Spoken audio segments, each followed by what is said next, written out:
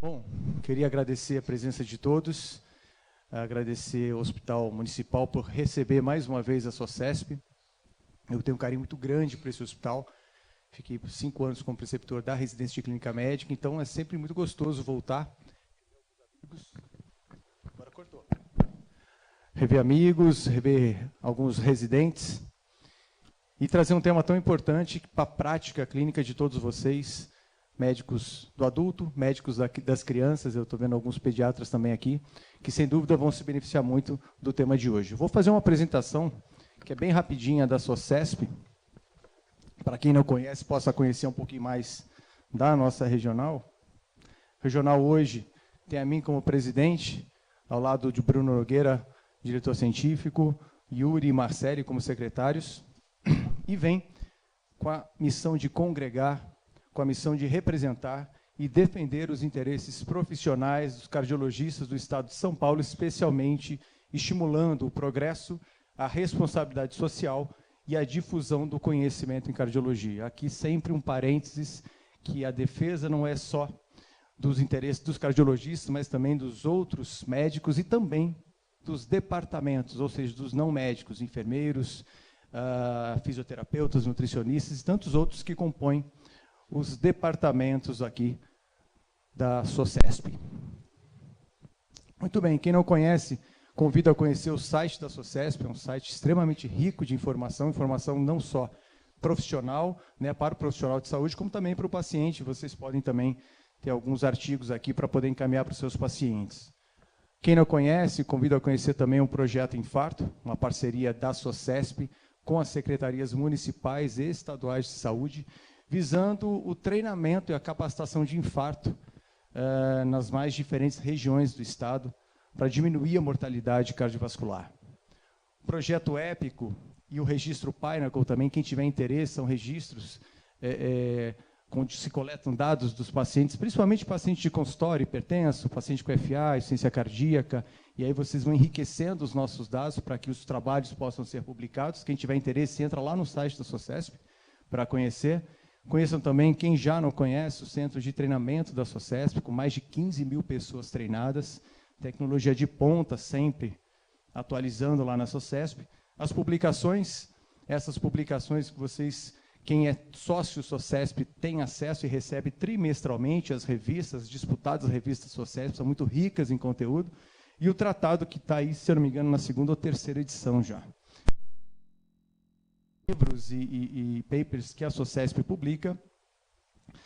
Quem já frequenta os nossos eventos e quiser contribuir com o espaço Memórias SOCESP, é só mandar foto, vídeo, não só dos nossos eventos regionais, mas também dos congressos, para memorias@socesp.org.br. Convido aqueles que não são sócios a se tornarem sócios. A SOCESP, eu sempre falo isso, ela é uma das poucas sociedades em que a gente consegue palpar realmente o benefício de ser sócio, e um dos benefícios é desconto no maior congresso de cardiologia, diria, do hemisfério sul do planeta, que é o congresso da SOCESP, maior ainda do que o congresso da Sociedade de Cardiologia. Então, desconto no congresso, você tem acesso às aulas depois, gravadas no congresso na íntegra. Se você não pôde ver uma aula, depois você acessa o site e consegue assistir, e desconto também em outros eventos que a SOCESP patrocina e elabora. Aqui a gente vem desenvolvendo, vem aproximando mais a SOCESP dos sócios daqui da regional, trazendo alguns benefícios extras para os nossos sócios, como uma palestra que a gente deve fazer ainda, talvez para o 2º semestre, ensinando, né, o colega, o sócio, a como investir o seu dinheiro. Um outro encontro para também dar dicas de harmonização do vinho. A gente também vem aí... Gostou, Rogério? Você está convidado. Não vai ser hoje, vai ser convidado a voltar.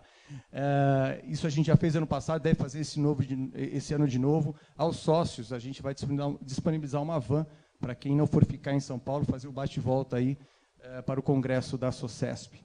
E no final do ano, como fizemos no ano passado, esse ano exclusivo dos sócios, um pendrive contendo todas as aulas ministradas no ano, para que vocês possam guardar, ler, estudar, enfim.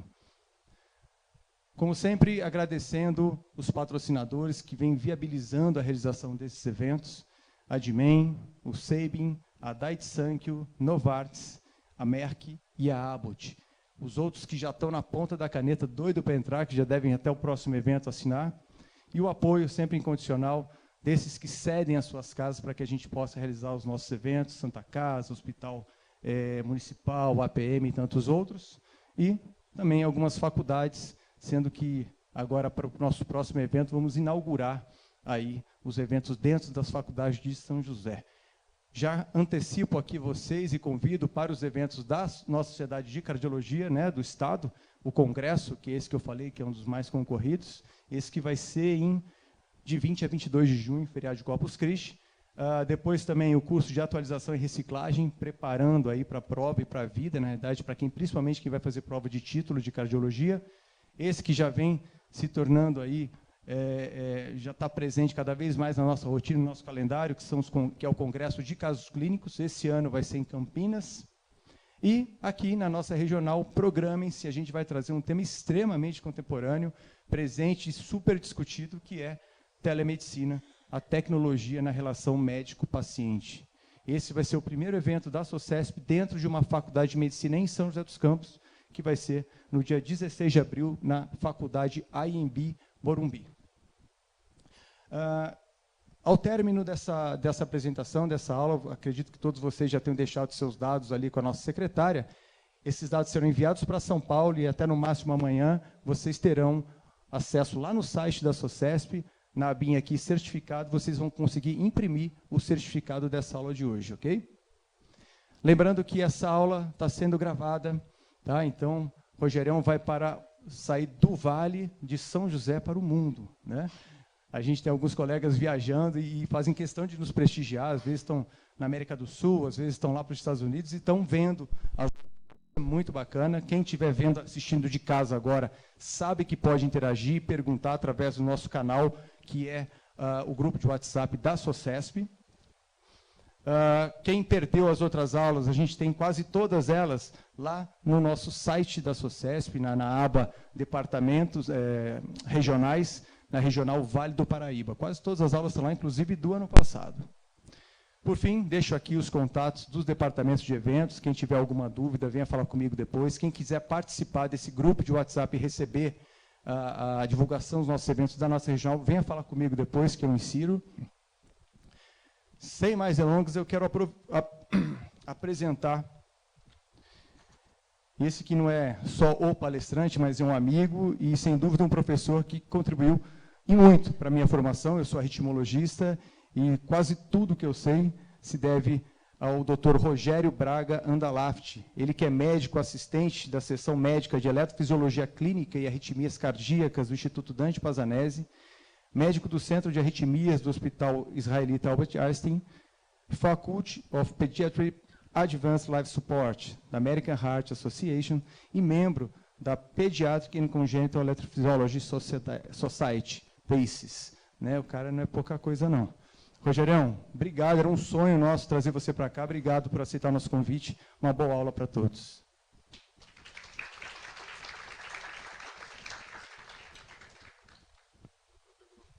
Obrigado, viu? Bom, eu vou usar o mouse aqui, vamos, eu não vou tentar usar o mouse. Se der, aqui, ops,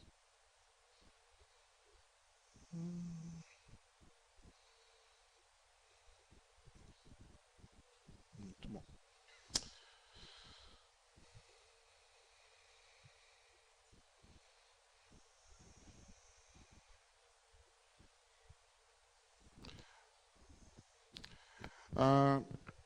Bom, puxa, primeiro, obrigado pela apresentação, é uma honra estar aqui.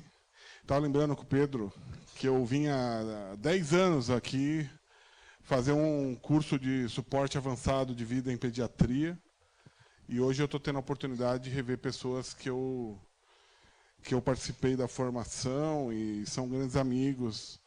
Esse é o primeiro ponto. Eu fiquei feliz de saber que tem clínicos, cardiologistas e pediatras, né? Eu sou pediatra de formação, né? Eu fiz pediatria na Universidade de São Paulo, depois cardiologia pediátrica no INCOR, depois fiz toda a minha formação em eletrofisiologia clínica e invasiva no Instituto Dante Pazanese. Então, existe um gargalo muito grande que é o pronto-socorro. E aí eu fiquei pensando, como que eu posso transformar uma coisa que não é uma coisa tão fácil, né, numa coisa que seja mais agradável. Aí eu pensei, pô, eu vou montar uma aula toda baseada em coisas como se eu estivesse atendendo um paciente, como se eu estivesse vendo aquele paciente no pronto-socorro, no dia a dia. Então, muitas vezes a gente não tem o eletro, a gente tem só o monitor, a gente tem que saber os parâmetros hemodinâmicos para definir, então eu montei essa aula assim. Eu não tenho, antes de começar, eu não tenho como agradecer o convite, né? Assim, realmente eu estou muito, muito, muito feliz de estar aqui, né? De ter... É difícil para a gente largar a rotina da gente em São Paulo, mas quando eu recebi o convite, não durou 3 minutos para aceitar. Foi muito agradável. Esse é o primeiro ponto. Acho que a definição melhor é isso, foi agradável. Bom, então vamos começar um pouquinho a falar sobre o manejo dessas taquiarritmias e algumas bradicardias no pronto-socorro. Eu acho que para a gente começar, o primeiro ponto é fazer o warm-up, né? Fazer um aquecimento para a gente poder se adaptar. Porque se eu quero tratar, e eu não estou no centro de eletrofisiologia, onde eu tenho um catéter para colocar, eu não tenho como tratar isso do ponto de vista invasivo, eu preciso conhecer os meus fármacos. Esse é o primeiro ponto. Eu preciso conhecer o fármaco que eu vou dar para tratar aquele evento arrítmico. Então, vamos começar a entender um pouquinho daquilo que a gente prescreve no dia a dia. E eu vou estar sempre fazendo um paralelo, já que a gente tem um público de cardiologistas pediátricos, de pediatras e de clínicos e de alunos, para a gente poder entender um pouquinho o que a gente vai ter que saber de mínimo para poder prescrever as coisas no pronto-socorro. Bom, a primeira coisa que a gente precisa entender é que uma arritmia ela é composta de muito mais do que só um evento. Ela é a soma de 3 fatores. Um gatilho que gera aquela arritmia, um substrato, que é aquela condição para o paciente fazer aquela arritmia, e um fator modulador. Então, a arritmia cardíaca não é para quem quer, é para quem pode. Então, um grupo pequeno de pessoas tem isso, e esse evento é um evento muitas vezes dramático. O mais comum é você chegar no pronto-socorro e ver o pediatra, ou o clínico, ou mesmo o cardiologista, pediátrico ou adulto, desesperado por conta de uma arritmia. Bom, de forma geral, os cursos de suporte avançado da American Heart, os cursos da Sociedade Brasileira de Cardiologia, os cursos da SUSESP, tentam facilitar e padronizar esse atendimento, tanto em adultos quanto em crianças, mas isso, infelizmente, ainda não está totalmente difundido dentro da população. Vocês sabem que nós somos o país que menos treina em suporte avançado na América Latina? A gente treina menos que a Bolívia, a gente treina menos que a finada Venezuela, né? A gente treina muito mal. A gente treina muito mal, principalmente suporte pediátrico. Nosso suporte pediátrico, até 10 anos atrás, existia um centro no país inteiro para treinar. Então, a gente precisa se adequar a essas situações, porque são situações de urgência. Então, quando eu pego uma arritmia, eu vou ter que trabalhar ou no gatilho ou no substrato. O gatilho é no fator modulador, porque o substrato está lá, eu não vou conseguir tirar, né? A menos que eu tenha um setor de arritmia com eletrofisiologia invasiva, que vocês têm aqui na cidade, mas não vai ter isso disponível para todo paciente. Bom, o sistema de condução, que é o que leva a atividade elétrica da parte de cima para a parte de baixo do coração, ela é composta basicamente por feixes elétricos especializados em conduzir aquele sinal elétrico com uma velocidade maior. Então a gente sabe que a sístole e diástole mecânica, ela é precedida de uma sístole e diástole elétrica, de uma atividade elétrica. E essa atividade faz com que uma célula se contraia ao longo do ciclo cardíaco e a gente interpreta o coração como uma única célula.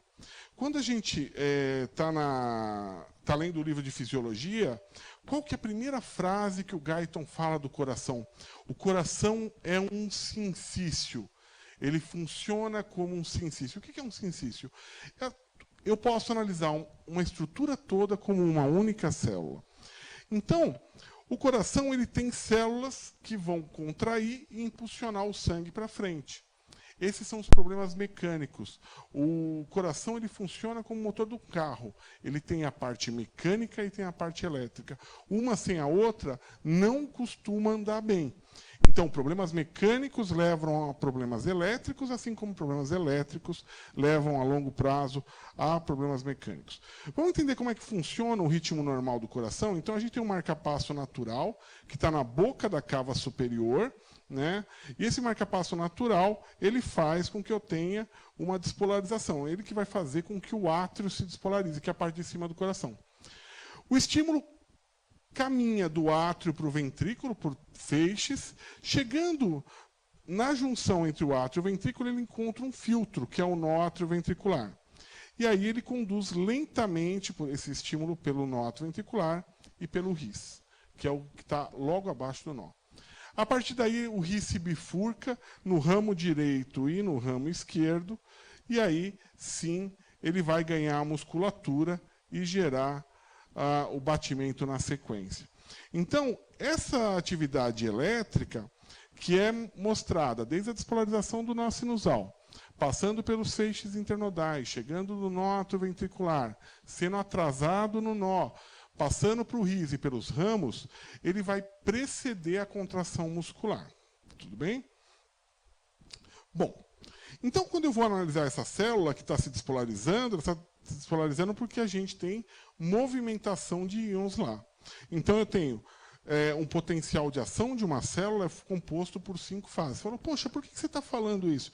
Eu não vim aqui para uma aula de taquiarritmias no pronto-socorro e vocês estão falando de potencial de ação? Sem isso, a gente não consegue tratar nenhuma arritmia. Por quê? Porque os fármacos vão agir em determinados pontos desse potencial de ação.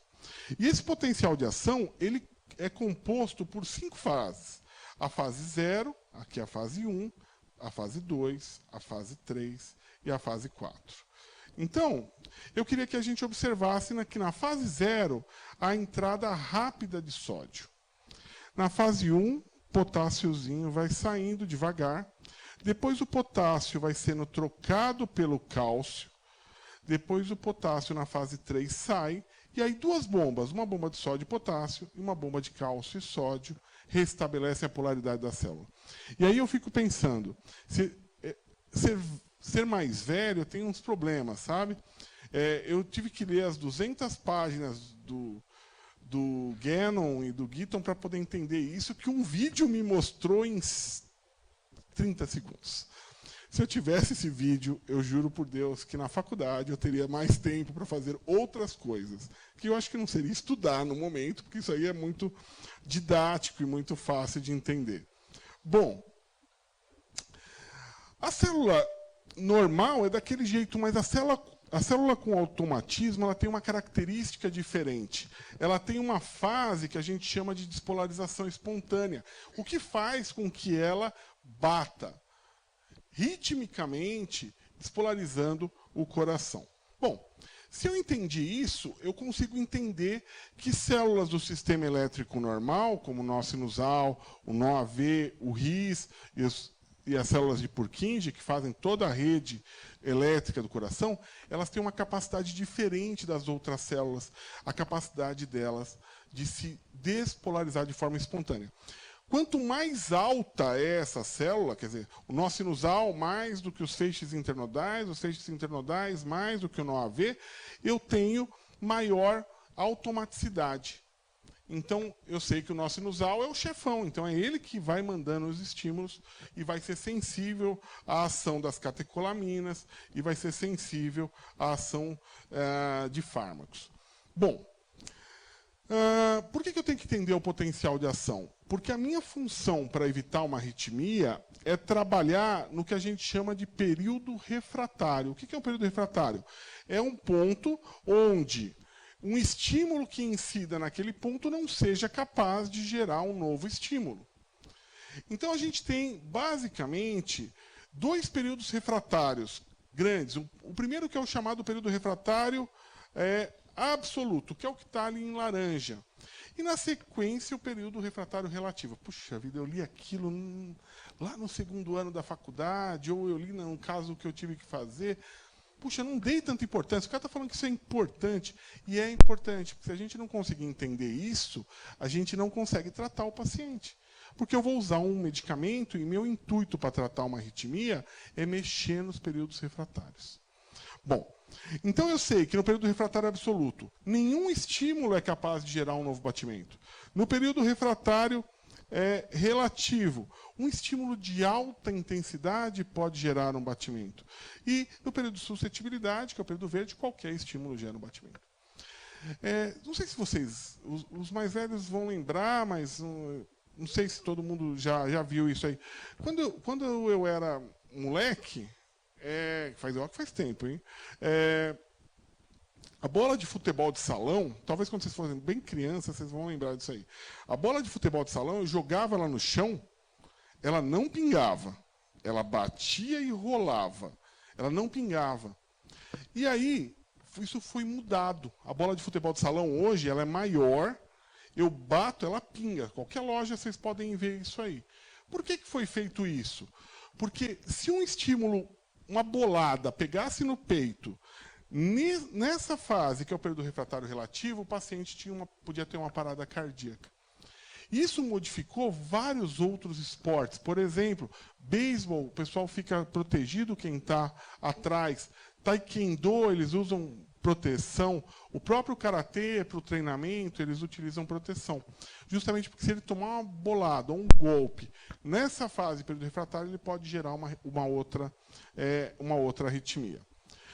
E aí, eu penso se eu vou mudar. Eu vi que o cálcio, o potássio e o sódio são essenciais e importantíssimos na despolarização.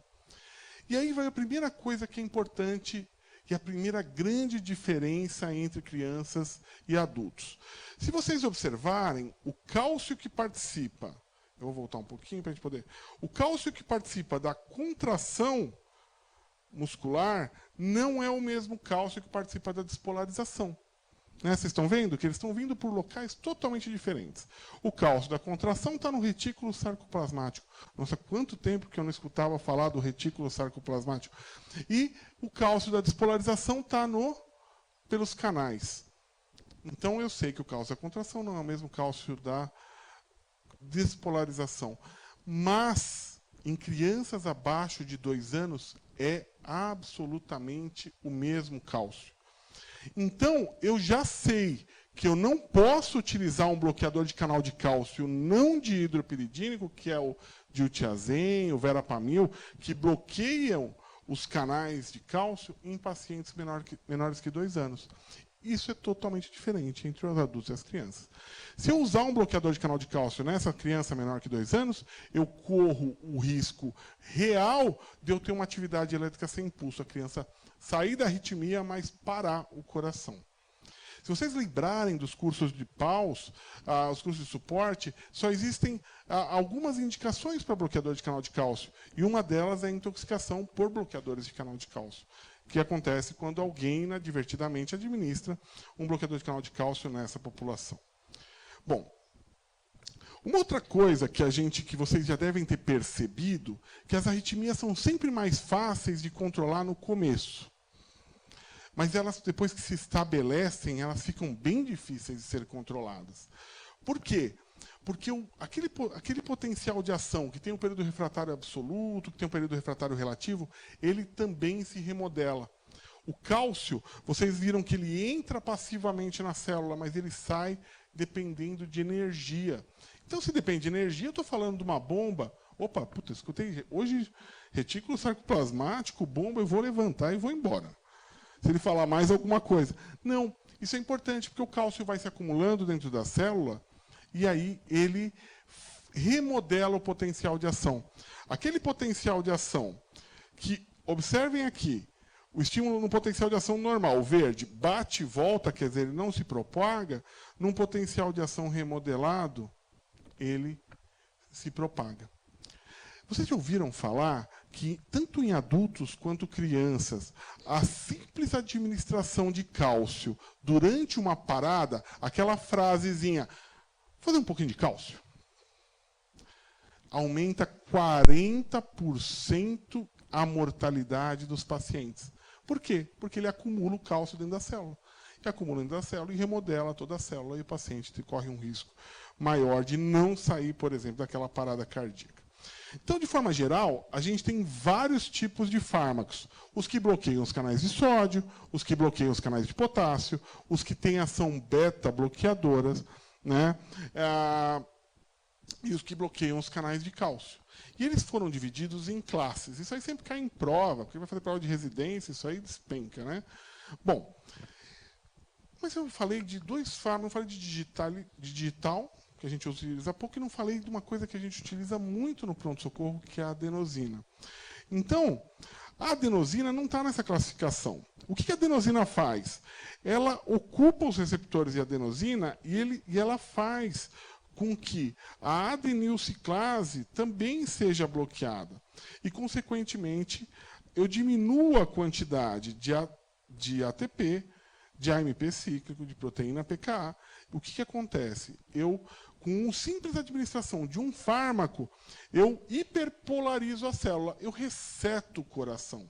E o mecanismo de ação é esse: aumentar o efluxo de potássio e diminuir o influxo de cálcio.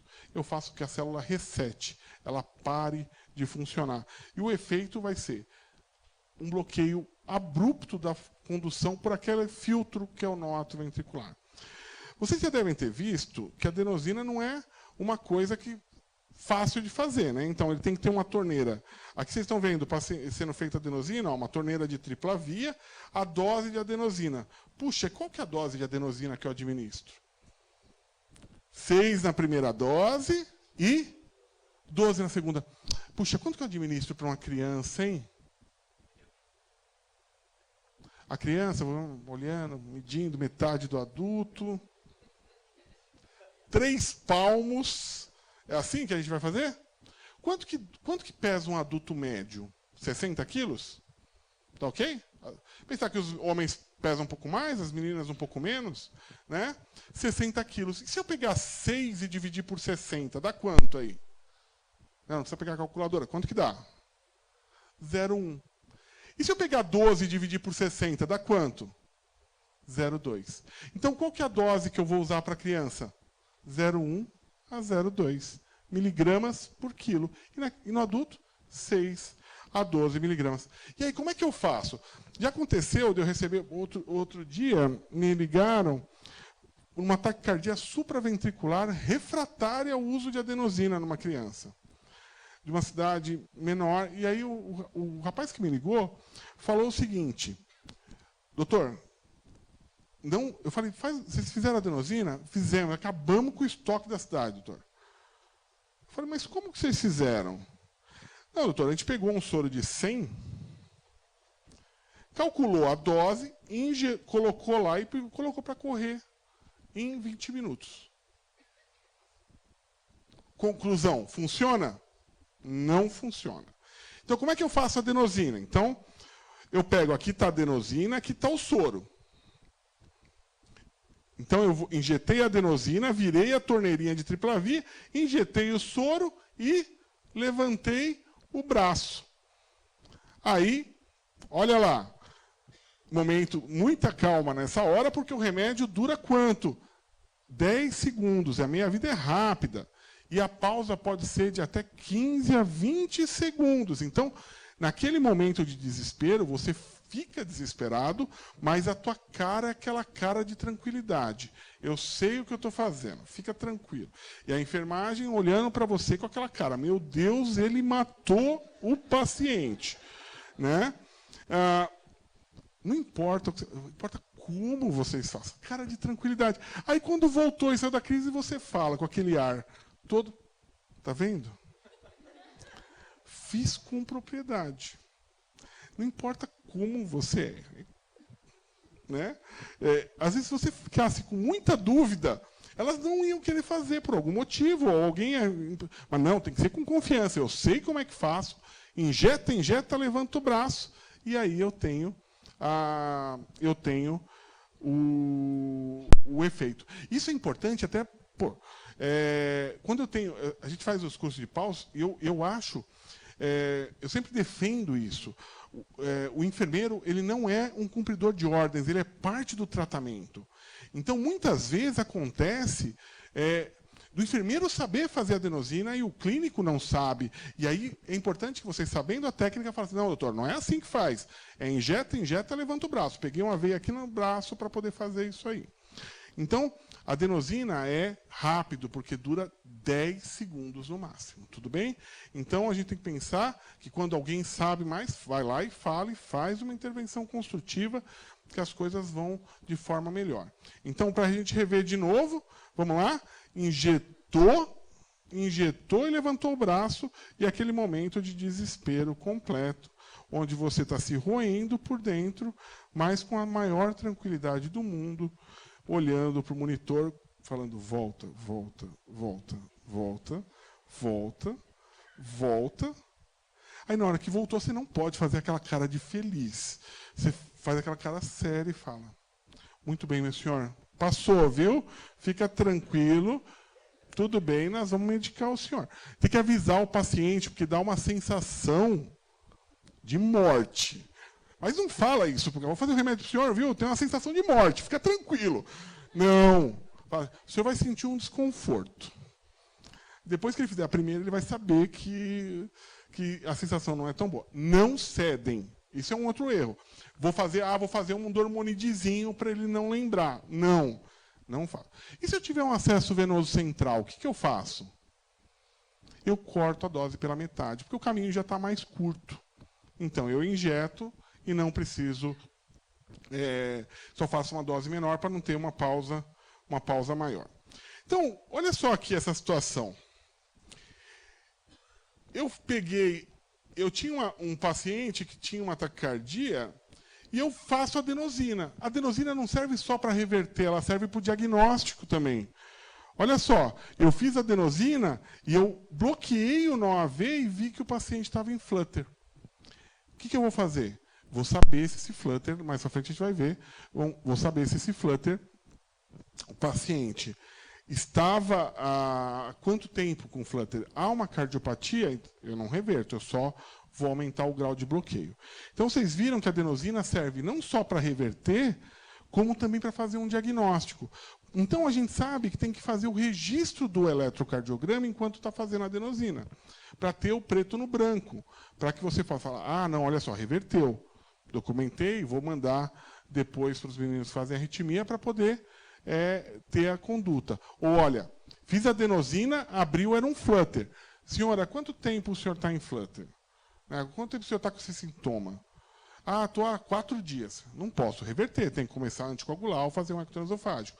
Ou ele tem alguma cardiopatia, tem uma valvopatia também.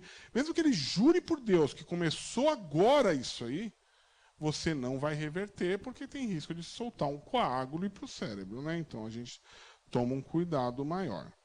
Bom, então, quando eu peguei aquela taquicardia supraventricular, que eu vou fazer a adenosina, injetar e levantar o braço, ela serve para tratar uma arritmia, como ela serve também para o diagnóstico. Eu aumentei o grau de bloqueio e aí consegui ver que era um flutter atrial. Então, isso é importante porque a adenosina aumenta o grau de bloqueio no nó, como a gente viu no mecanismo, e permite que a gente faça o diagnóstico, sempre registrando o eletro, tá? Sempre registrando o eletro. A adenosina também serve para reverter uma taquicardia. Eu estou lá numa taquicardia por reentrada nodal, que é uma coisa que está no imaginário popular. TRN, que é a taquicardia por reentrada nodal, é a taquicardia supraventricular mais frequente do adulto. E vira e mexe, as pessoas falam: nossa, doutor, tomei um susto, meu coração quase saiu pela boca. O coração não sai pela boca normalmente. Ele só sai pela boca se ele bater com o átrio junto com o ventrículo. E ele só bate o átrio com o ventrículo na taquicardia por reentrada nodal. Então, aqui o paciente estava em numa... Olha só, ele estava... Está vendo que o átrio está batendo junto com o ventrículo porque está tendo uma reentrada nessa região?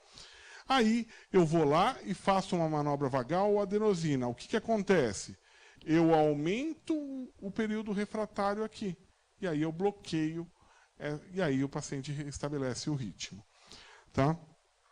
Então, esses são os efeitos da adenosina ou das manobras vagais.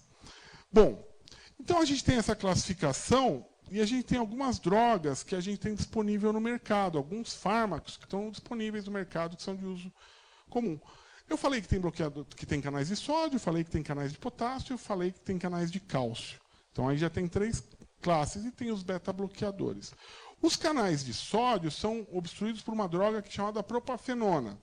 Existem várias apresentações no mercado. A propafenona oclui os canais de sódio, então elas agem na fase 0 do potencial de ação.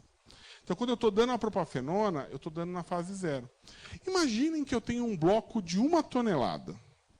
Tem um bloco de 1 tonelada. E 1000 pessoas para levantar o bloco. Esse bloco é levantado do chão ou não é? Quem acha? Vamos votar aqui. Quem acha que o bloco levanta? Quem acha que o bloco não levanta? Quem acha que essa pergunta não tem cabimento nenhum? Bom, imagina o seguinte, um bloco de 1 tonelada, 1000 pessoas para levantar o bloco. Ele levanta só se as 1000 pessoas fizerem força ao mesmo tempo. E quem no coração faz com que o coração aumente, bata todo ao mesmo tempo? A fase 0. Se eu ocluo a fase 0 do potencial de ação, o que acontece? Eu torno ela mais lenta, então fica mais difícil para levantar aquele bloco, porque cada um faz força em um momento. Então, eu sei que esse tipo de fármaco piora a função do coração. Ele não pode ser utilizado em pacientes que tenham um coração mais fraco, que tenham alguma disfunção ventricular. Nas crianças, a propafenona tem que ser dada com cuidado, porque ela tem um efeito anestésico sobre a boca. E aí eu posso pegar um bebê que tem indicação de tomar propafenona por algum motivo, e ele passa a engasgar e tem risco de aspiração. Então, a gente tem que tomar um pouco de cuidado com o uso da propafenona, principalmente nos mais jovens. Mas o fármaco que a gente mais utiliza junto com a amiodarona são os beta-bloqueadores. E eles agem aonde? Só naquelas células hiperautomáticas. Portanto, um beta-bloqueador vai agir aonde? No nó sinusal e no nó AV. Então, eu espero o quê? Bradicardia, que está no nó sinusal, e os bloqueios de primeiro grau, que são a complicação. Porque eles tornam essa fase mais lentificada. Então, quando eu dou um beta-bloqueador, isso aqui fica mais lento. Então, o nó sinusal fica mais lento e o nó AV passa com mais dificuldade, o estímulo. Mas o fármaco que todo mundo gosta de usar é a amiodarona, mas se você pensar que a amiodarona combinada eventualmente a um beta-bloqueador pode gerar bradicardia. Assim como eu uso um bloqueador de canal de cálcio combinado a um beta-bloqueador. Eles agem no mesmo ponto. Eles agem no nó sinusal e no nó AV. Então, o paciente pode manter frequências cardíacas bastante baixas quando eu faço associação dos dois. Bom, mas o que a gente mais utiliza são as medicações, a amiodarona. Todo mundo aqui já deve ter prescrito, ou já deve ter ouvido falar, ou da amiodarona. E aí, geralmente o pessoal não lembra da dose, né? Que é... Quanto que é a dose do adulto? Quem lembra a dose do adulto de cor? Faz 300 miligramas, não é? 300 miligramas quando vai fazer algum ataque. A primeira dose, 300 miligramas. Quanto que pesa um adulto? 60 quilos. Quanto que é a dose da criança? 5 miligramas por quilo. Então, a dose da amiodarona é 5 miligramas por quilo ou 300 miligramas para o adulto. E aí, eu vou lá e pego o meu cardzinho do PAUS, pego o card do ACLS e vejo fazer em 20 a 30 minutos. Aí, eu pego um paciente com ataque cardíaco, vou lá, faço em 20 minutos e observo que o paciente morre. Aí você fala, meu Deus, o que fiz? Fez besteira. Essa é a primeira coisa, né? Eu sempre falava que Deus não acorda de mau humor e fala você. Não. O paciente teve algum treco, alguma coisa aconteceu. Então, a gente precisa sempre agir da forma correta. Então, a gente já tem que entender o fármaco que a gente está fazendo.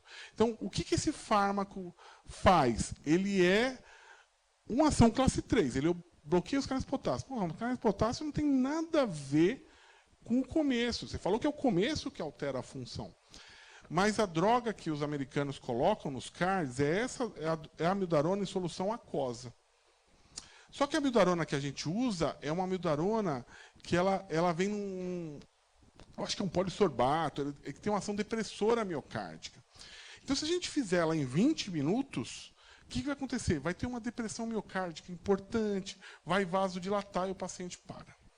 Então, a amiodarona tem que ser feito em período mais lento, em torno de 1 hora, 50 minutos. Tudo bem? Tentar sempre fazer mais lentinho. Porque os americanos têm essa droga aquosa que ajuda demais, né?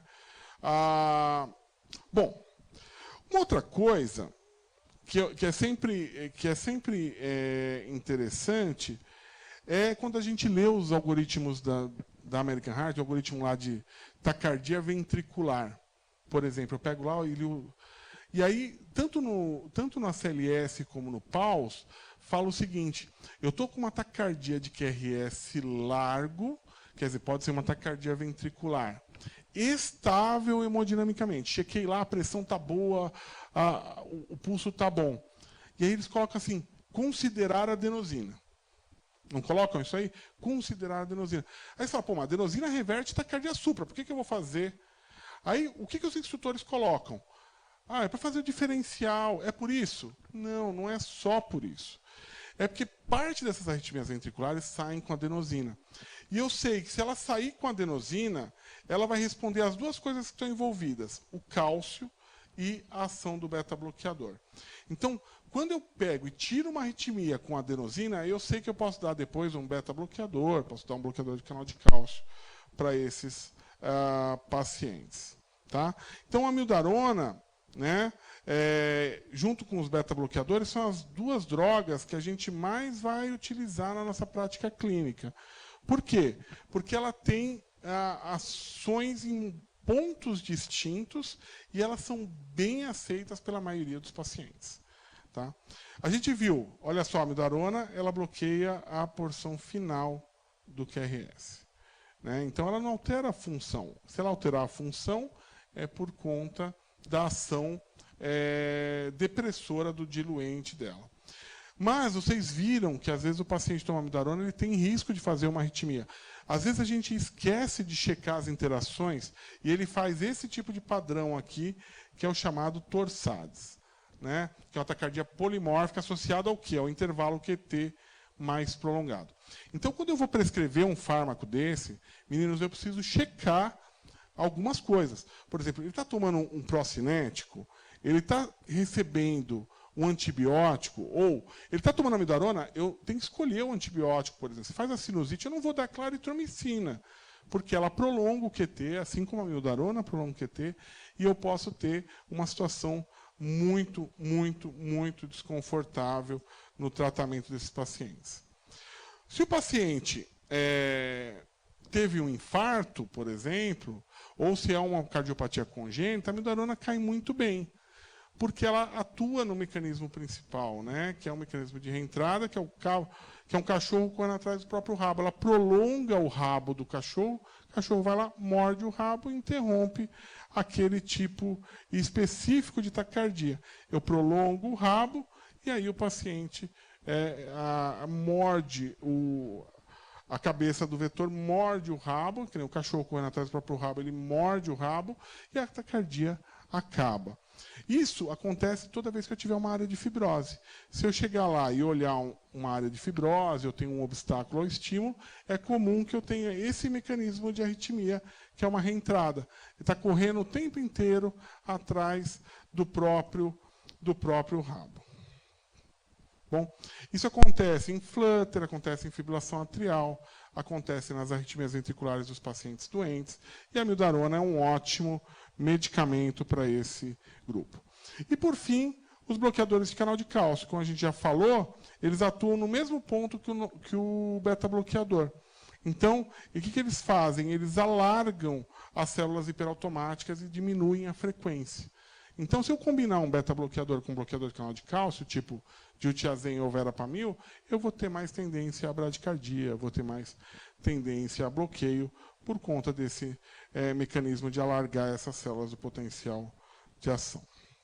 Já falei para vocês, isso é importante, que o cálcio é o mesmo cálcio nas crianças menores de 2 anos, então não utilizem bloqueador de canal de cálcio não dihidropiridínicos nos jovens, porque existe o risco real de eu evoluir com uma atividade elétrica sem pulso e precisar reanimar, ressuscitar esse paciente.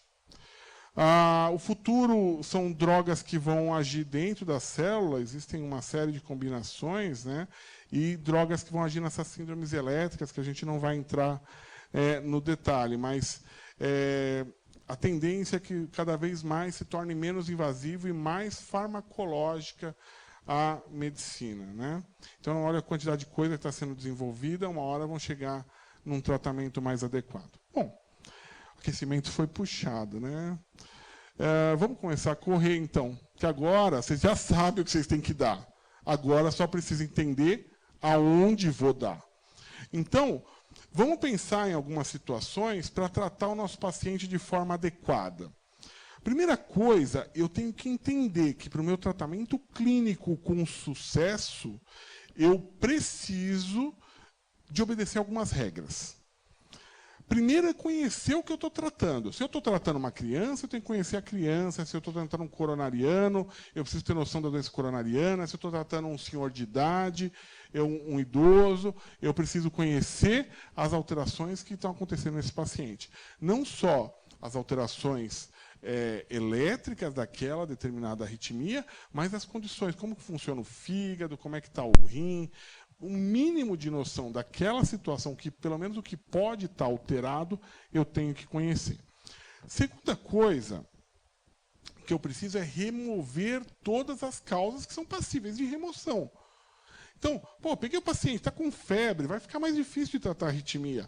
Peguei o paciente, ele está desidratado, ele está com dor, ele está agitado, fica mais complicado. Então, tudo que é passível de ser removido, eu tenho que remover. Isso aí faz parte da sua avaliação geral, da sua impressão inicial, da sua avaliação primária, e você vai sempre avaliar, identificar um problema e intervir naquele determinado problema. Conhecer daquele paciente que eu estou tratando e tratar os distúrbios metabólicos. Se o paciente está hipoglicêmico, se o paciente está acidótico, se o paciente está com algum problema, eu tenho que tratar aquilo ali. E, como a gente já viu, conhecer aqueles fármacos. Então, vocês vão ter a oportunidade de rever, de dar uma olhada dos fármacos que a gente tem no nosso dia a dia. Eu estou aqui no hospital, eu tenho beta-bloqueador, eu tenho adenosina, tenho amiodarona. Então, isso aí eu tenho que conhecer muito bem. Eu tenho bloqueador de canal de cálcio, eu tenho digital, então eu tenho que estar bem firme naquilo que eu posso prescrever. Saber as indicações corretas e as contraindicações. Quer dizer, eu já sei que não posso dar bloqueador de canal de cálcio, não dihidropiridínico para criança jovem. Já sei que não posso dar digital para um senhor de 90 anos com um rim muito ruim. Não posso dar um beta-bloqueador num paciente que está em franca insuficiência cardíaca. Não posso dar amiodarona rápida, porque eu posso gerar para esse paciente uma piora hemodinâmica. Bom, a partir daí eu vou ter taquicardias ou bradicardias. Ponto. Não tenho muita coisa para variar disso aí. E aí, se há uma bradicardia, habitualmente o tratamento vai ser feito com crianças com frequência menor que 60, comprometimento hemodinâmico, massagem, adultos, alguns fármacos, estimulação com marca-passo. Tá? E as taquicardias? As taquicardias eu vou fazer o diagnóstico entre as de QRS estreito e as de QRS largo. E também analisar a resposta dela a determinados fármacos. Bom, eu posso ver isso de outra forma. Cheguei lá, tem um paciente que está com uma taquicardia ou com uma brad, eu posso nem querer saber o tipo que ela é no primeiro momento. No pronto-socorro, eu tenho que me preocupar com o paciente. E aí vejo se essa bradicardia ou se essa taquicardia está estável ou instável hemodinamicamente. Como é que eu faço essa avaliação? É muito fácil. Primeira coisa que eu olho é o monitor. Olhei o monitor e vi o ritmo que ele está. Quem tem frequência cardíaca no monitor tem que ter o quê? Pulso. Eu vou ver o pulso. Se esse paciente não tiver pulso, ele está parado. E aí eu vou seguir o algoritmo de parada, seja em ritmo chocável ou não chocável. Mas se ele tiver pulso, ele tem que ter pressão. Concorda? Se ele tem pressão, ele tem que ter sangue chegando na periferia. Ele tem que ter perfusão. Quem tem perfusão, o meu oxímetro funciona. Primeiro porque ele é um oxímetro de pulso. E segundo, ele se baseia na perfusão periférica. Porque quem tem oximetria tem que estar respirando e tem que estar com o coração batendo. E aí eu ausculto o pulmão e ausculto o coração. Então, se eu fizer frequência cardíaca no monitor, pulso, pulso central e periférico, pressão, pressão, perfusão, perfusão, checo a oximetria, chequei a oximetria e vejo a ausculta pulmonar e cardíaca, eu já sei o comprometimento hemodinâmico ou cardiorrespiratório, se há ou não. Então, esse é o primeiro passo. E aí eu determino se essa taquicardia ou se essa brad está estável ou instável. Sempre, seja ela TAC ou BRAD, sempre que houver instabilidade, a terapia elétrica é mandatória. Ou uma cardioversão elétrica sincronizada, ou a estimulação com marca-passo. Tudo bem? Então, vamos lá. Cheguei numa taquicardia. Então, o paciente estava lá bem, tranquilo, ou ele tinha uma pré-excitação que não sabia, era um Wolff que não sabia, e de repente desencadeou uma taquicardia. Entrou em curto-circuito do coração.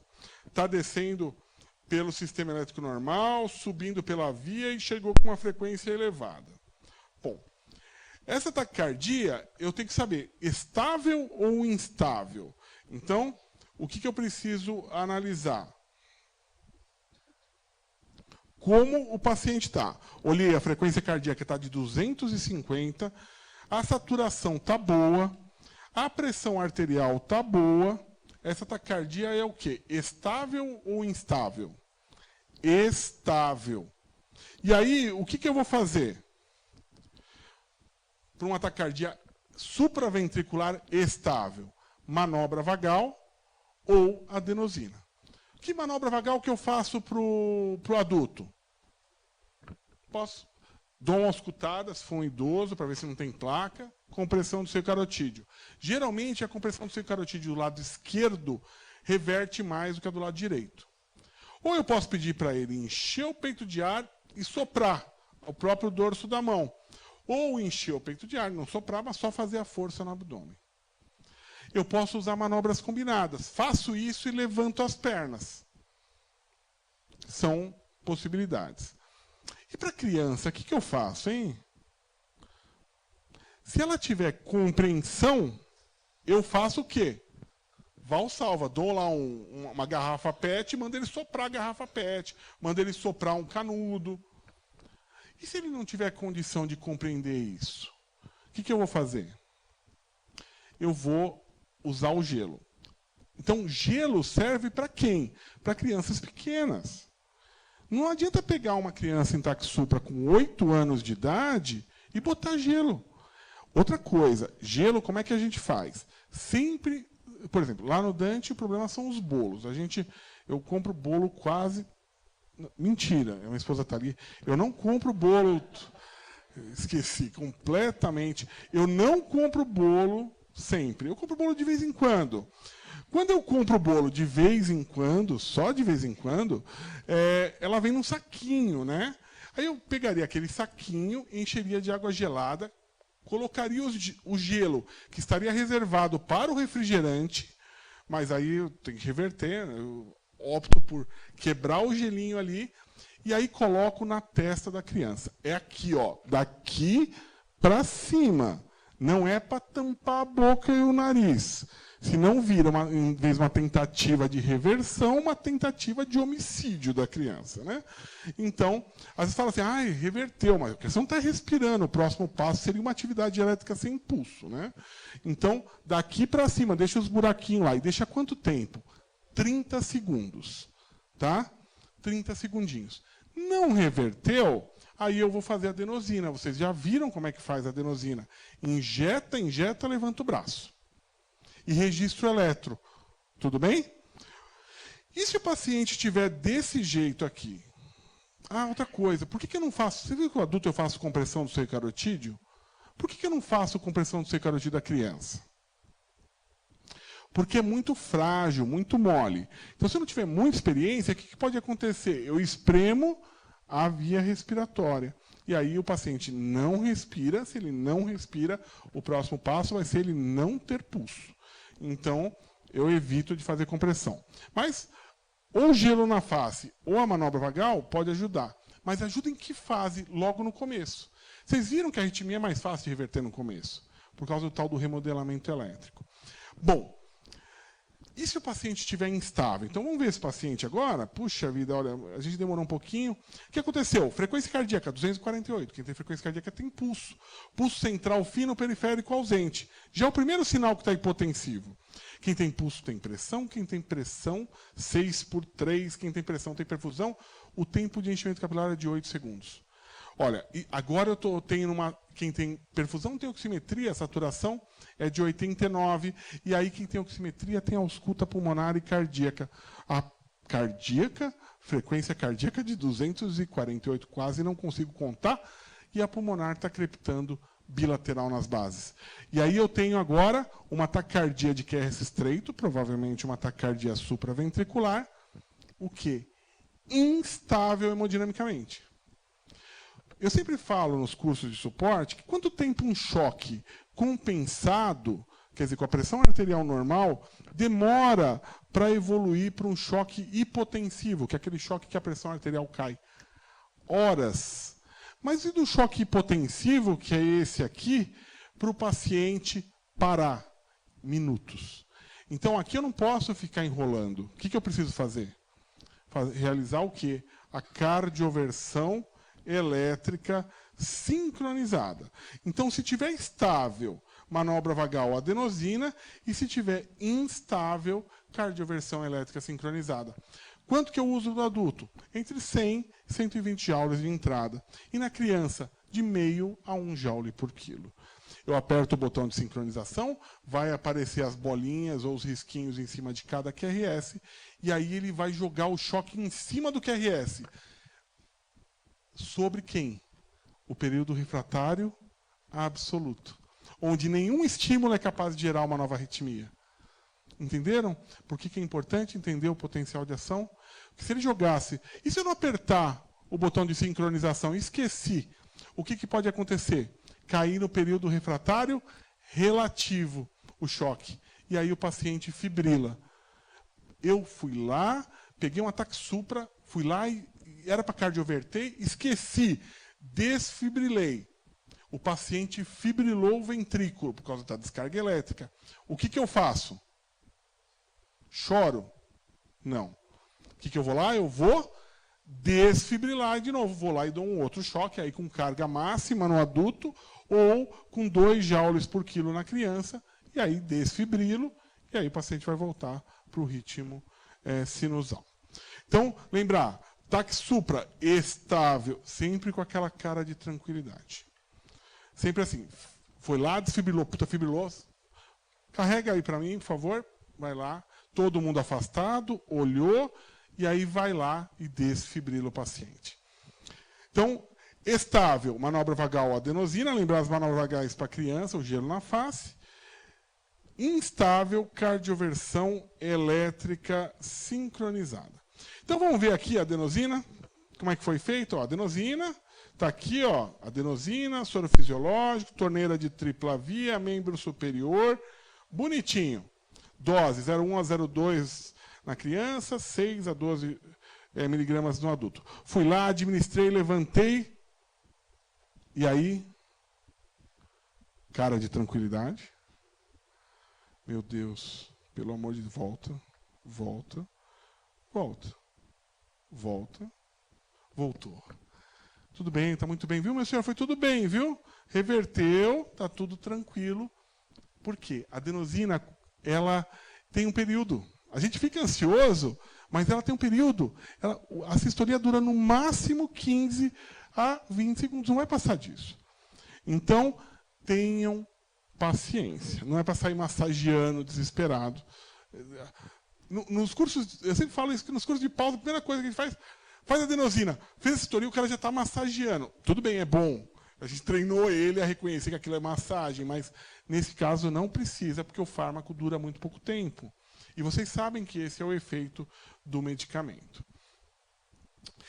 E se estiver instável, o que eu vou fazer? Eu vou pegar, reconhecer que eu tenho uma taquicardia instável, vou programar a sincronização, que são esses pontos aqui, vou lá e aperto o botão de sync, e vou lá e aplico a carga. 100, 120 joules de dose inicial. Né? Lembrando, um flutter vai sair com 50 joules às vezes. E na criança de 0,5 a 1 joule por quilo. Você pode repetir a segunda dose com 2 joules por quilo, sempre sincronizando. Bom, a gente já viu que a adenosina é importante na sala de emergência, né? E ela é importante na sala de emergência porque a gente também pode fazer diagnóstico. Então, se eu pegar aquele paciente que está numa taquicardia que eu não sei o que é, registro eletro e faço adenosina. Se for um flutter, por exemplo, o que vai acontecer? Uma taquicardia atrial, ele vai aumentar o grau de bloqueio do nó AV e o estímulo não vai passar, e aí eu vou ver bonitinho aqui, ó, o diagnóstico de uma taquicardia atrial. O mesmo pode acontecer em casos onde eu tenha a flutter, por exemplo, que é um circuito de reentrada no átrio, e aí isso vai acontecer em que idade que isso aqui vai acontecer? O pessoal da pediatria pensando, isso aí eu não vou nem olhar, porque isso aí só vai acontecer naquele senhor de 60 anos. Não, ela acontece em 2 faixas etárias. Nos primeiros 6 meses de vida, que é o chamado flutter perinatal. E acontece também no paciente mais idoso. Né? Mas eu tenho que fazer o diagnóstico e tratar de forma adequada. Então, aqui a adenosina ela ajuda a fazer o diagnóstico dessa onda de padrão serrilhado, que é o flutter atrial. Então, olha só, eu estava lá, uma taquicardia com 300 de frequência, ainda estava estável, fui lá, fiz a adenosina, e aí a adenosina fez o diagnóstico desse serrilhado, fui registrando o eletro, e aí eu estou frente a um flutter. A ação da adenosina dura o quê? 10, 20 segundos. Depois o paciente volta com a frequência que estava. Aí eu preciso fazer o quê? Não está rodando o circuito lá no átrio? Vamos supor que ele está mais do que 48 horas com essa arritmia, ou ele tem uma cardiopatia estrutural. Eu posso reverter? Não, porque se eu reverter sem fazer nenhum exame, sem anticoagular, o que pode soltar um coágulo lá e faz um AVC? Eu transformo um probleminha desse tamanho num problemão. Aí não posso deixar o cara com 300, concorda? O que a gente precisa fazer? Aumentar o grau de bloqueio do nó atrioventricular, que é a passagem da parte de cima para a parte de baixo. Pô, mas você falou que aumenta o grau de bloqueio do nó? É o beta-bloqueador e o bloqueador de canal de cálcio não dihidropiridínico, que é o diltiazem ou verapamil. Posso fazer eles endovenosos, se o paciente está estável, ou posso fazer o beta-bloqueador endovenoso. Se ele estiver instável, eu não sei há quanto tempo, aí paciência. Instabilidade caminha para a morte. Então, eu mas não importa que tenha valvopatia, não importa nada. Está instável, vai lá e cardioverte o cara. Não tem o que fazer, porque é uma situação de vida ou morte. E na pediatria, é inadmissível deixar passar. Então, fez o diagnóstico de um flutter, vai lá e cardioverte. Porque você vai reverter com uma dose baixa, às vezes meio joule por quilo já vai sair, 50 joules vai sair o adulto, e aí acabou. Você medica para não ter mais e tranquiliza a família, porque provavelmente isso não vai recorrer depois que a pressão pulmonar cair, que é coisa normal dos primeiros meses de vida. Na fibrilação atrial, a conduta é igual à do flutter. Tem risco de fazer fenômeno tromboembólico porque o átrio está chacoalhando, ele não está mandando fluxo, ele não está se contraindo para se esvaziar. E aí acontece que o sangue parado vira coágulo. Né? Não tinha tríade de Virchow. Nossa, agora metade do povo vai levantar, porque eu mandei. Eu estou só contabilizando, porque isso aqui vai para os meus recordes pessoais. Canal de sódio, canal de potássio, bomba, retículo sarcoplasmático, bolo eu me superei. E agora falei de tríade de Virchow. Muita coisa para uma aula só. Se eu tiver o átrio fibrilando, pode formar coágulo. Então, se ele está mais de 48 horas, ou eu tenho dúvida se está mais de 48 horas, ou eu olhei esse paciente, tem uma doença estrutural, hipertenso, é diabético, tem uma valvopatia, não revertam. Se estiver estável, não revertam, porque o paciente vai fazer um AVC. Poxa, e se estiver instável? Aí tudo bem, tem a justificativa, o paciente ia morrer. Aí eu vou lá e reverti. Se ele fez um AVC, infelizmente, é um risco inerente ao procedimento. Mas aí, pelo menos, ele está vivo, a gente consegue tratar alguma coisa. Tá? Então, lembrem-se, na dúvida, é melhor não reverter. Aí eu precisaria anticoagular esse paciente por pelo menos 3 semanas com INR na faixa, ou usar um novo anticoagulante, e aí eu teria que fazer o eco transesofágico, no caso do novo anticoagulante, ou garantir que ele esteja tomando o remédio indubitavelmente, sem esquecer nenhuma dose, que isso aí é praticamente, o cara não é um ser humano. Quem toma remédio todo dia sabe que esquece, sabe que pula, sabe que não obedece todas as regras. Pensem, se você toma um remédio todo santo dia, no mesmo horário, você não é totalmente normal. Aí, a gente pega esse paciente, que eu não sei o que ele está, eu olhei, ele precisa ser revertido, ou eu faço um eco transesofágico, descarto que ele tem trombo e cardioverto e mantenho ele anticoagulado, ou eu faço 3 semanas de anticoagulação com INR na faixa, vou lá e cardioverto, depois mantenho 4 semanas se ele não tiver nenhum fator de risco, ou se tiver fator de risco, aí os meninos da cardiologia vão manter anticoagulado ad eternum. Né? Porque o risco de fenômeno tromboembólico é real. E esse fenômeno tromboembólico, ele vai preferencialmente para o sistema nervoso central. Então, lembrar o risco do fenômeno tromboembólico para a fibrilação atrial, lembrar que os pacientes de alto risco, né, você tem que controlar somente a frequência. Então, para controlar a frequência, beta-bloqueador e bloqueador de canal de cálcio não anidropiridínico.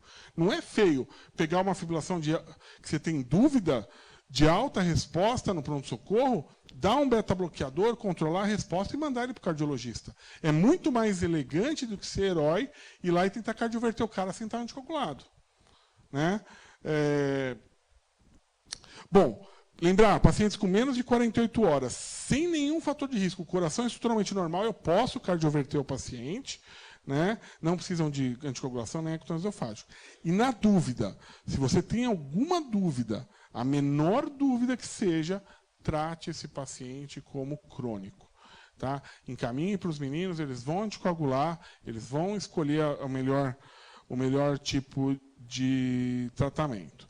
Tá? Baseado no que vocês viram, escolhendo o tipo de remédio adequado àquela situação. Mas para controlar a resposta, basicamente, os beta-bloqueadores, bloqueadores de canal de cálcio e os digitálicos.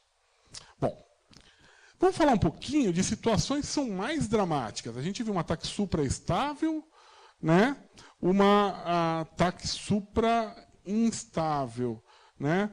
Vamos falar um pouquinho, quando eu olhei aquele paciente e eu tenho uma taquicardia que não é supra, é uma taquicardia de QRS largo, é uma taquicardia ventricular. Então, se eu fiz o PAUS ou a CLS, eu vou lembrar, quem não fez tem que fazer, tá? Eu sempre incentivo, tem que fazer, acho que faz parte do treinamento da gente. Médicos e enfermeiros no Brasil têm essa oportunidade de fazer, façam, eu acho que é importante, tem curso de ressuscitação, tem curso de treinamento, as sociedades todas têm e têm investido muito no treinamento.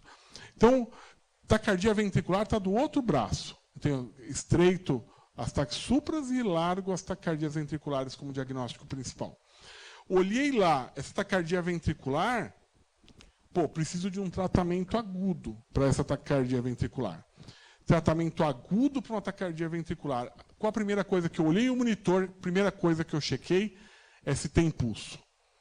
Putz, não tem pulso. Então, não tem pulso. Eu vou chamar ajuda, o desfibrilador, e vou, eventualmente, iniciar as minhas compressões. Se eu olhei no monitor e eu vi começando essa taquicardia que não tem pulso, eu posso desfibrilar de cara. Se eu não presenciei, eu inicio o ciclo de ressuscitação até chegar ao desfibrilador. Chegando ao desfibrilador, esse paciente vai ser desfibrilado. Tudo bem? E se eu chegar um dia e, não é para acontecer, mas estou lá e tenho... O paciente caiu aí fora aqui fora do pronto-socorro. Eu tenho um desfibrilador manual que dá para levar. Não precisa levar o DEA.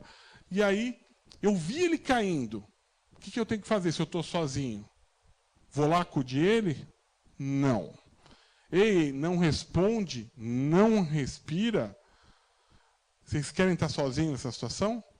Vocês presenciaram a queda? Entrem, chamem por ajuda e levem o desfibrilador. Estão andando pelo estacionamento agora à noite, vão pegar o carro, tropicam num cara que caiu lá. Você não sabe há quanto tempo ele está caído. E você está sozinho.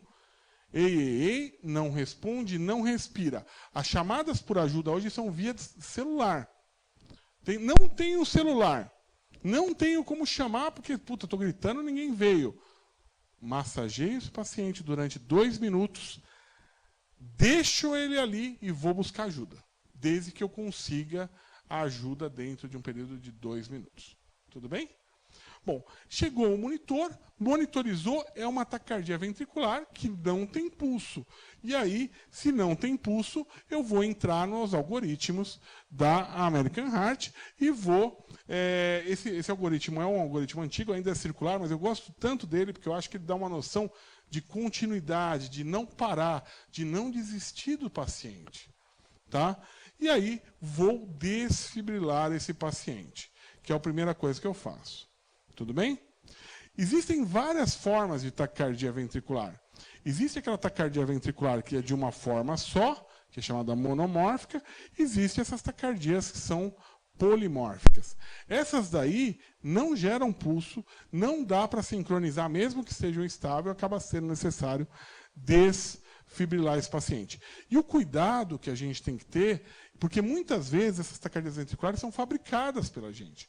O paciente tem uma predisposição genética, mas a gente mistura medicamentos, como, por exemplo, amiodarona com procinético com antibiótico, ou um antidepressivo com procinético. Então, tentar se atentar na interação entre medicamentos. É importantíssimo para a gente evitar esse tipo de arritmia. Se eu encontrar uma dessa, que é uma taquicardia ventricular polimórfica, que está associada ao QT longo, que a gente está tendo sorte dela estar entrando e saindo, aí para essa eu vou usar uma medicação que é o sulfato de magnésio.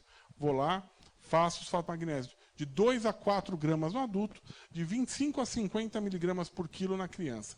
Se eu pegar, 2 a 4 gramas, quanto que é? É de 2 a 4 ampolinhas das de 10%. Tá? E 25 a 50 miligramas é o quê? 0,25 a 0,5 ml por quilo. Porque lembra que a solução é 10%, cada ml tem 100 miligramas. Bom. Mas e se eu cheguei lá e a paciente não caiu no algoritmo de ter que massagear, desfibrilar? Como é que é o algoritmo atualmente, né? Então, fui lá, ei, não responde, não respira, ajuda o desfibrilador, checa o pulso, não tem pulso, começo a massagear. Chegou o desfibrilador, chegou monitorizando com as pás, colou as pás, olhou o ritmo, taquicardia ventricular. Preciso checar o quê? O pulso. Vou lá, chequei o pulso, não tem pulso. Eu vou lá desfibrilar esse paciente. 2 joules por quilo na criança, carga máxima no adulto. Fui lá, pá, desfibrilei, voltamos a massagear a equipe. Quem estava no monitor, que monitorizou com as pás, vai colando os eletrodos. Aí, beleza. 2 minutos depois, a equipe abre, quem está massageando troca, quem estava na medicação pegou um acesso intraósseo e olhou de novo o monitor. Puta, taquicardia ventricular. O que eu tenho que checar? Pulso. Chequei pulso, não tem pulso. Fui lá, carga máxima, pá, desfibrilei o adulto. 4 joules por quilo na criança. Desfibrilei a criança. Voltei imediatamente a massagear. Aí sim, após o segundo choque, vou fazer epinefrina. Não faço a epinefrina do segundo choque. Há evidências fracas, mas há evidências que a epinefrina precoce numa parada aumenta a mortalidade. Aí vou massageando, 2 minutos depois, abre, olhou o ritmo, ou é uma taquicardia ventricular, ou é uma fibrilação ventricular. Se for uma fibrilação, não precisa nem checar o pulso. Se é uma taquicardia, eu vou checar o pulso de novo. Taquicardia ventricular sem pulso. O que eu tenho que fazer? Desfibrilar. Aí, se eu fiz 2, 4, eu vou fazer 6 joules por quilo na criança. Carga máxima, carga máxima, carga máxima no adulto. E aí, já fiz epinefrina no último ciclo, vou fazer o quê? Amiodarona. A dose de amiodarona no adulto, 300 mg, na criança, 5 mg por quilo. E aí, volto, depois de desfibrilar, faço a amiodarona e volto a massagear. E vou fazendo a amiodarona ou a epinefrina intercalados. A amiodarona ou lidocaína são igualmente eficazes. Se eu fizer a amiodarona, eu não faço lidocaína. Se eu fizer lidocaína, eu não faço amiodarona. E a dose da lidocaína é a mesma para os dois, 1 mg por quilo. Bom, mas eu olhei essa taquicardia ventricular, e essa taquicardia ventricular agora tem pulso. Opa! Se ela tem pulso, eu já sei que eu preciso determinar o quê? Se ela é estável ou instável. Se ela é estável, eu posso fazer medicamento, mas se ela é instável, ela merece o quê? Terapia elétrica. Puxa, mas não deve ser igual à desfibrilação. Eu tenho que fazer igual ao ataque supra-instável. O que eu fazia com o ataque supra-instável? Cardioversão elétrica sincronizada. Bom, vamos determinar se essa taquicardia ventricular tem pulso e está estável hemodinamicamente. O que significa estável? Quem vê frequência cardíaca vê pulso central e periférico. Quem vê pulso vê pressão. Quem vê pressão vê perfusão. Quem vê perfusão vê oximetria. Quem vê oximetria vê ausculta pulmonar e cardíaca. E vê lá que a taquicardia está estável do ponto de vista cardiovascular. Bom, essa taquicardia é estável. Eu vou lembrar que a droga que a gente vai utilizar, o fármaco que a gente vai utilizar, se ela for monomórfica, eu posso usar a adenosina. Pô, mas você falou que a adenosina é nada para ataque supra? Lembra que ataque ventricular estável eu posso fazer adenosina? Se eu reverter um ataque hemodinamicamente estável com a adenosina, eu sei que ela vai responder no meu tratamento ao beta-bloqueador ou ao bloqueador de canal de cálcio. Há uma coisa interessante. Se eu peguei uma taquicardia ventricular sem pulso, daquela que eu precisei ressuscitar, desfibrilar, e ela tomou amiodarona para sair, que medicação que ela tem que ficar depois que ela sair dessa parada? É com amiodarona? Não. Tá? Ela deve ficar preferencialmente com um beta-bloqueador. Preferencialmente com beta-bloqueador. Ah, não há condição hemodinâmica para eu dar o beta-bloqueador. Tudo bem, ela fica com a amiodarona, até eu poder passar o beta-bloqueador. Tudo bem? Porque a maioria dos infartos são por atividade deflagrada, respondem à adenosina, respondem ao beta-bloqueador. A maior parte das arritmias em criança, também as taquicardias ventriculares em criança, coração normal, são por atividade deflagrada e costumam responder bem à adenosina e ao beta-bloqueador. Bom, lembrando que eu estou sempre mexendo nos períodos refratários, ou absoluto ou relativo. Então, quando eu estou usando um determinado fármaco, eu estou mexendo nesse período refratário. Então, quando eu usei a amiodarona, eu estou prolongando a cauda do meu vetor. E aí eu estou deixando aquele cachorro que está correndo atrás do próprio rabo, com um rabo mais longo, até que a boca do cachorro vai morder, vai doer e vai parar. A reentrada é a mesma coisa. Toda vez que a cabeça do vetor encontra o rabo, a cauda do vetor, a taquicardia se vai. Lembrando que essas medicações prolongam o intervalo QT. Então, quando eu dou a amiodarona, eu prolongo justamente o intervalo. Ele prolonga o intervalo QT desses pacientes. Então, eu tenho que tomar cuidado com as associações e com o risco de torsades. Bom, vamos falar um pouquinho só, eu sei que é aula de TAC, mas BRAD é a coisa que acontece no pronto-socorro, né? Vamos falar um pouquinho das bradicardias. Elas também são divididas em estáveis ou instáveis. Como é que eu avalio? Frequência cardíaca, pulso, pulso central e periférico, pulso, pressão, pressão, perfusão, perfusão, oximetria, oximetria, ausculta pulmonar e cardíaca. Para lembrar que o coração e o pulmão estão juntinhos. E para que eu possa avaliar uma repercussão, eu tenho que fazer isso aí.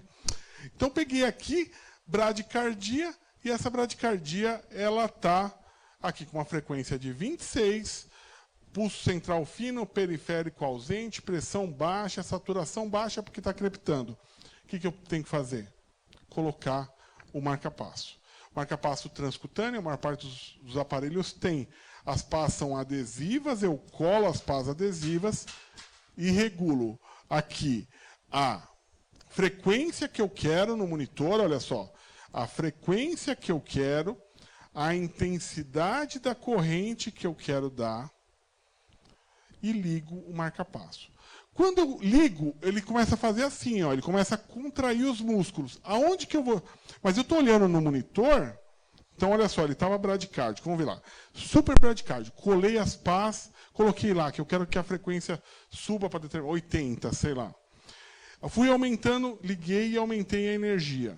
Eu comecei a comandar elétrico. Eu tenho que checar o quê? O pulso. Aonde que eu vou checar o pulso? Aqui em cima, ele está assim. Eu posso checar a contração muscular como um pulso. Então, o pulso eu checo na região femoral. Tá? Checo o pulso na região femoral. Esse aqui tem uma PA invasiva. Você vê que a pressão já subiu. A saturação vai subindo aos poucos.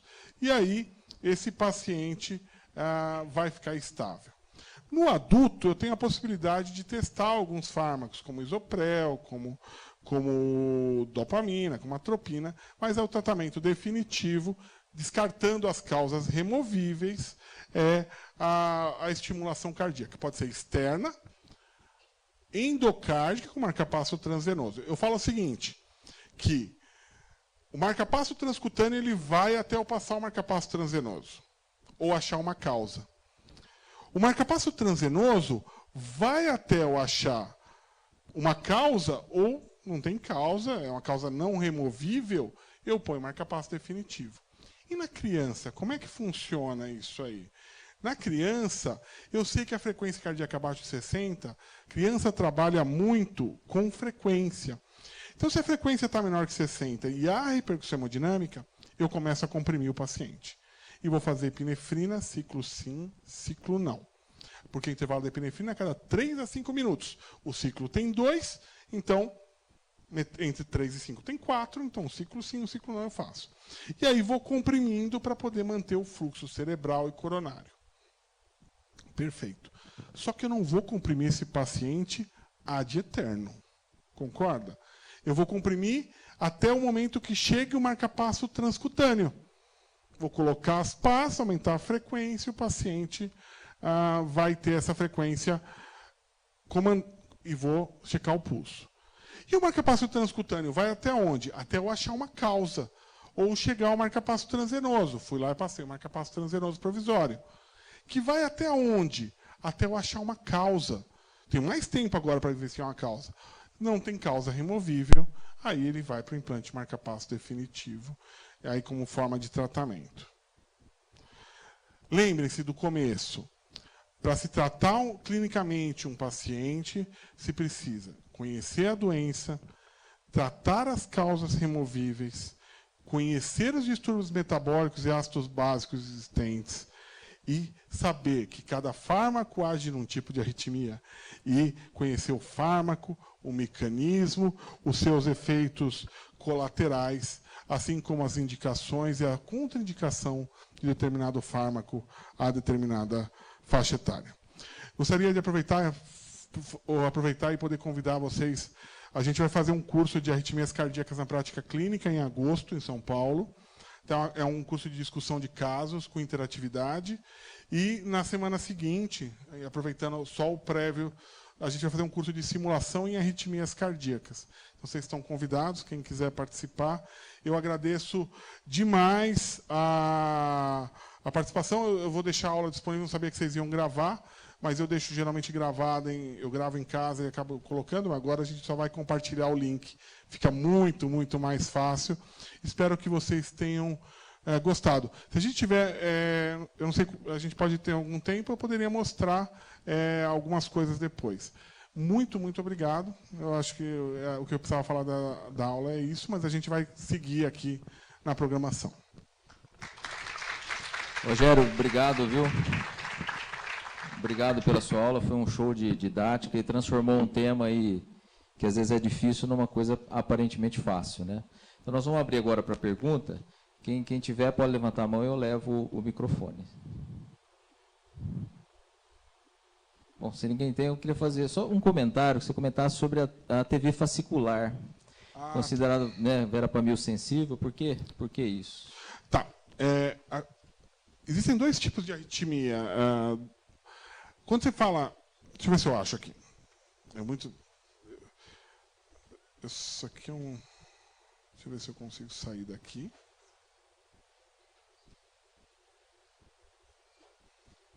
Pronto.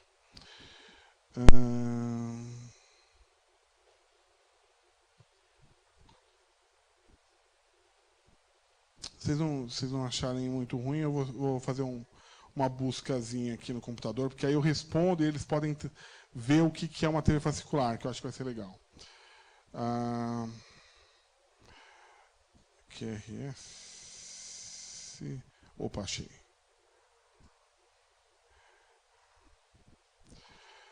As taquicardias de complexo QRS estreito, eu falei que elas, se vocês perceberem, eu falei que elas eram habitualmente de origem supraventricular. Então, uma taquicardia de complexo QRS estreito, habitualmente ela é supraventricular. Você fala, poxa, quase todas são supra. Mas existe um grupo de taquicardias de complexo QRS relativamente estreito que não são supra, que são as chamadas taquicardias fasciculares, e elas são as mais comuns na criança. É muito comum. A gente tem no jovem, no paciente de coração normal, principalmente no mais jovem. E ela tem uma característica específica, que é a presença de uma morfologia tipo BRD com um desvio do eixo para a esquerda. E ela não responde à adenosina. Então, a gente tem uma série de casos lá de TV fascicular, onde todos os pacientes foram diagnosticados como taque supraventricular. E aí eles tomavam adenosina e não saíam. E aí o pessoal ficava desesperado, porque a taquicardia ficava alimentando, e aí eles iam lá, precisavam cardioverter, alguma coisa assim. Bom, essa taquicardia, ela tem uma característica específica, porque ela nasce do lado esquerdo. Então, é muito fácil de entender. O V1 está aqui na frente. Única regra no coração, só existe uma regra. Que tudo que é direito está na frente. Então, o ventrículo direito pode estar do lado direito, ele pode estar do lado esquerdo, ele pode estar no centro, mas ele está sempre na frente. Então, quando eu coloco o meu eletrodo aqui na frente, eu estou vendo não o que é direito e esquerdo, o que é anterior e posterior. Quer dizer, quando uma arritmia nasce do lado esquerdo, ela vem para frente. Então, o meu olho que está colado aqui em V1, é como se eu estivesse colocando meu olho, eu estou vendo tudo vindo para mim. E eu faço uma inscrição positiva. Então, a arritmia que nasce do lado esquerdo, ela vai ser vista como positiva em V1. E essa arritmia que ele perguntou, que é a fascicular, ela nasce especificamente de uma região que é o fascículo mais comum nascer do fascículo póstero inferior. Então, ela aponta de baixo para cima. Então, se eu olhar as derivações que eu olho aqui embaixo, que é D2, D3 e AVF, o estímulo vai estar fugindo de mim. E aí eu faço uma inscrição negativa. Bom, esse tipo de arritmia, a característica dela, deixa eu ver se eu tenho aqui uma bonitona, essa aqui. Ela tem uma morfologia tipo bloqueio de ramo direito, porque ela é positiva aqui. E ela é negativa na parede inferior. Se eu olhar, várias pessoas vão olhar isso e vão falar, isso é supraventricular. Mas ela não é supra, ela é ventricular. Eu tenho um eletro aqui que prova isso. Olha só, ela tem uma morfologia de bloqueio de ramo direito, esse eletro mais bonito que eu tenho, nesses 18 anos trabalhando com arritmia, e eu trabalho com arritmia em crianças, que é a minha área de pesquisa, né? Ela tem uma morfologia de BRD com um eixo desviado. E eu tive a sorte de pegar a reversão aqui embaixo. E além de pegar a reversão, eu peguei uma extrasístole aqui. E ela tem a mesma morfologia taquicardia. Essa aqui só é reversível com bloqueador de canal de cálcio. Só que eu tenho que tomar cuidado, porque às vezes essa criança tinha menos de 2 anos. Não dava, aí eu tenho que apelar. Aí eu uso pramildarona, doses mais elevadas. Mas lembrando que essa arritmia não responde bem à adenosina. Né? É uma arritmia bem específica, né? Mas é uma coisa que confunde bastante. Beta-bloqueador, ela responde? Responde mal. A ação dela basicamente é bloqueador de canal de cálcio mesmo, porque o bloqueador de canal de cálcio, especificamente, ela age na via lenta. Porque como é que ela funciona? Ela desce pela musculatura perifascicular e sobe pelo fascículo. Então, a via lenta é dada pela musculatura perifascicular, a via rápida pelo fascículo. Então, ela lentifica a via lenta e ela interrompe pela via lenta. A via lenta desse circuito da arritmia. Ela responde mal ao beta-block, né? Costuma responder melhor ao bloqueador mesmo. Alguém mais? Crianças, eu queria mostrar se eu podia... Vamos... Não sei se alguém mais quiser. Eu queria fazer um negócio aqui. A gente podia brincar. Eu acho que é uma coisa interessante. Vamos treinar um pouquinho.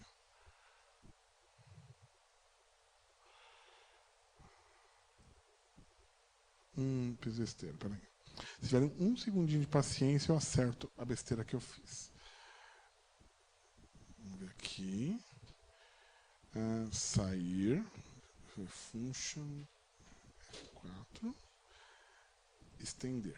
Agora vai dar certo. Agora só preciso achar um negócio aqui. Aqui. Bom. Esse é um programa de simulação que eu uso para os cursos de simulação realística. Então, ele é bem interessante. Eu vou mostrar para vocês aqui.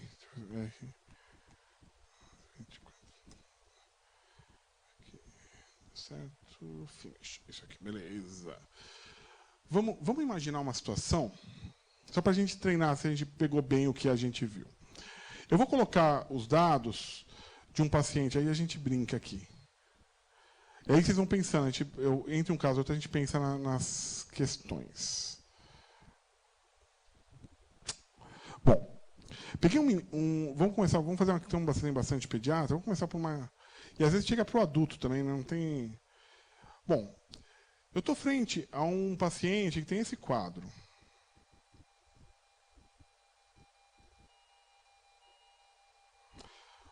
Olha lá. Uma taquicardia de complexo QRS estreito. Então a gente vai... Deixa eu ver se dá para fazer o eletro aqui, que eu não estou enxergando direito. Dá para tirar um pouquinho? Isso, valeu. Vamos lá. A gente fez o eletro é esse aqui. Então a gente está numa taquicardia de QRS estreito. Todo mundo viu? Ela não tem morfologia de BRD com bloqueio divisional, que é o da taquicardia fascicular. Então ela é supra mesmo. Qual que é a pergunta que a gente tem que responder agora? Se ela está estável ou instável. Então, vi lá a frequência cardíaca, pulso central e periférico. Então, aparentemente, estão preservados, estão cheios. Quem tem pulso tem pressão. Vamos medir a pressão. Esse barulho vocês... Conhecem bem esse barulhinho do... Tá insuflando o cuff. Vamos lá, vamos ver quanto está a pressão.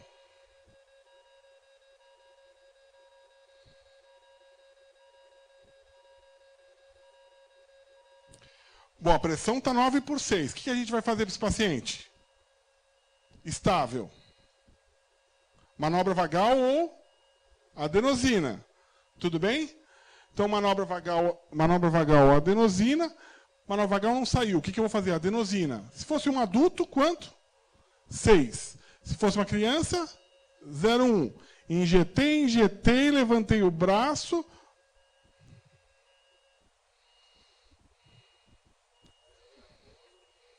Respira fundo. Beleza, reverteu. Reverteu, o que eu tenho que fazer de novo? Frequência cardíaca, pulso, pressão, perfusão, para ver como é que ele está. Bom, se eu peguei esse paciente, reverti, aí vou fazer o eletro desse paciente, concorda? Então, eu vou fazer o eletro para ver se tem alguma alteração. Ele, de repente, bom, vou fazer o eletro. O que o eletro tem? Aqui não tem PR normal, mas aqui aconteceu o quê? Ó? PR curto com onda delta. Então, esse paciente tem pré-excitação mais uma taquicardia, tem Wolff. Vou dar alta com que medicamento esse paciente? Posso liberar? Posso. Uma medicação que bloqueia a via, propafenona. Uma medicação que ajude no nó, beta-bloqueador. Quero dar mildarona? Tudo bem. Mas não é a melhor medicação, mas posso dar também. Posso dar alta só com beta-bloqueador? Não. É melhor você combinar alguma coisa, bloquear a via, porque tem risco desse paciente ter um evento. Por que eu mantenho o carrinho de parada quando eu faço adenosina, moçada? Vocês sabem por quê? É por conta da bradicardia? Não, porque a bradicardia tem um tempo, não tem? Eu mantenho porque ele tem um risco de fazer uma coisa chamada fibrilação atrial pré-excitada e conduzir tudo pelo fio e fibrilar o ventrículo. Aí eu tenho que fazer o quê? Desfibrilar. Tudo bem? Então é por isso que eu preciso estar com o carrinho bem perto. Vamos ver uma outra. O que você acha legal, Pedro, de arritmia aí, pessoal? Uma TVzinha? Vamos lá, vamos ver aqui. Então, vamos lá. Então, tô lá, o paciente tá assim, ó, ele deu entrada com isso aqui. Opa, taquicardia de complexo QRS largo. Muito bom. Vamos ver, a gente pode ver o eletro. Vamos ver aqui.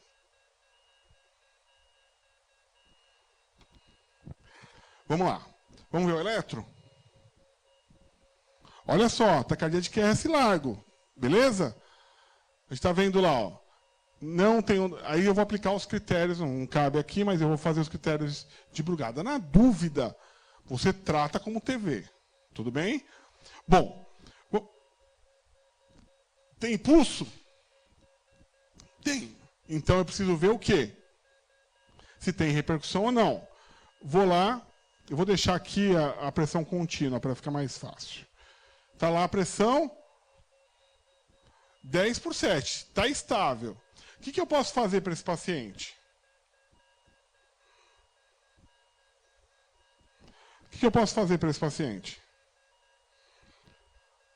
Posso fazer manobra vagal? Posso. Posso fazer adenosina se estiver estável? Posso. Aí foi lá, foram pegar a adenosina e tal. E aí foram lá pegar a adenosina. E ele está esperando lá para poder fazer. Né? Ele está estável, está conversando com a gente, tudo. De repente a gente começa a observar que está acontecendo alguma coisa diferente. Olha só.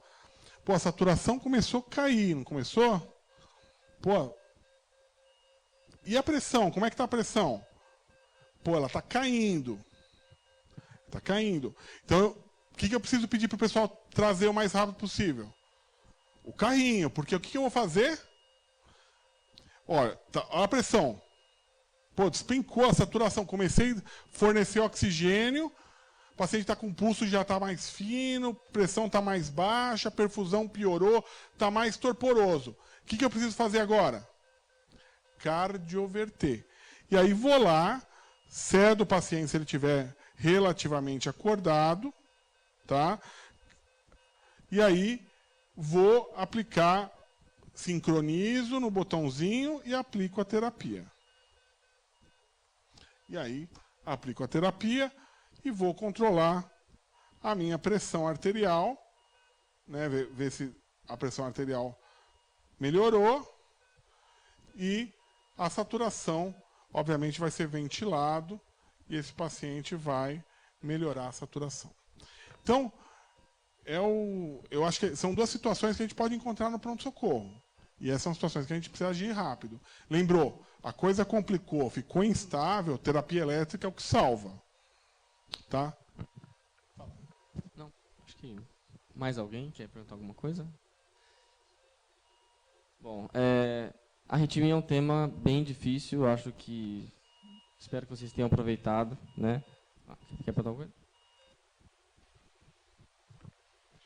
Boa noite, professor.